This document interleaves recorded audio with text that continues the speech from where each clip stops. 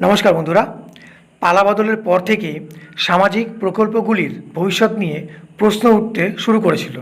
যদিও চালু থাকা কোনো প্রকল্পই নয়া বিজেপি সরকার বন্ধ করবে না বলে জানায়, বরং নতুন সরকার ক্ষমতায় এসে অন্নপূর্ণা যোজনা, যুবশক্তির পাশাপাশি এবার বার্ধক্য ভাতা, বিধবা ভাতার মতো প্রকল্পগুলির অনুদানও বাড়িয়েছে। একই সাথে এই সমস্ত প্রকল্প নিয়ে শুরু হয়েছে তুমুল কড়াকড়ি। বার্ধক্য ভাতায় পুরনো আবেদন বাতিলের আশঙ্কা। আগে একবার বার্ধক্য ভাতা বাড়ানোর সিদ্ধান্ত নিয়েছিল শুভেন্দু সরকার। 1000 থেকে 500 টাকা বাড়িয়ে 1500 টাকা করা হয় ভাতা।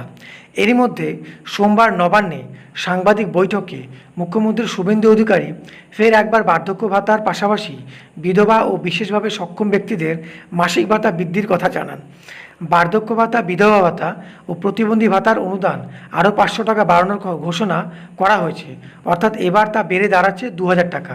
যদিও বর্ধিত ভাতা পেতে নতুন করে করতে হবে আবেদন। আগের সরকারের আমলের আবেদন বাতিল হতে চলেছে বলে জানা যাচ্ছে। নতুন আবেদনের ভিত্তিতে সেগুলি যাচাই করে উপভোক্তাদের বেছে নেওয়া হবে। কোথায় কবে আবেদন শুরু এ বিষয়ে স্পষ্ট আপডেট এখনও জানা যায়নি।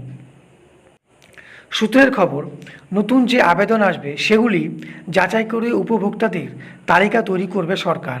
এর আগে গত মাসের শেষের দিকে সাংবাদিক বৈঠক থেকে মুখ্যমন্ত্রী জানিয়েছিলেন 1 আগস্ট থেকে যোগ্য উপভোক্তাদের অ্যাকাউন্টে বর্ধিত 500 টাকা ঢুকে যাবে। এবার 500 টাকা বাড়ানোয় কবে থেকে নতুন হারে ভাতা পাওয়া যাবে।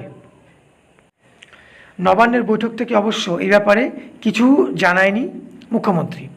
নবান্ন সূত্রে জানা যাচ্ছে, আবেদন যাচাই বাছাইয়ের জন্য কিছুটা সময় লেগে যাবে, তাই নয়া ভাতা কার্যকর হতেও সময় লাগবে।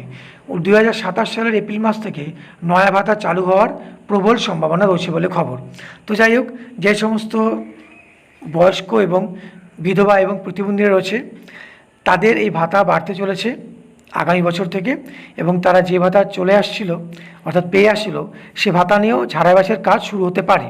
তো যাই হোক, ভিডিওটি ভালো লাগলে একটি লাইক করে দেবেন এবং যাদের ভিডিওটি দরকার তাদের মধ্যে ভিডিওটি শেয়ার করে তাদের সহযোগিতা করবেন। এবং এই ধরনের বিভিন্ন সরকারি প্রকল্পের আপডেট পেতে হলে আমার চ্যানেলটিকে সাবস্ক্রাইব করে সঙ্গে থাকবেন। ধন্যবাদ।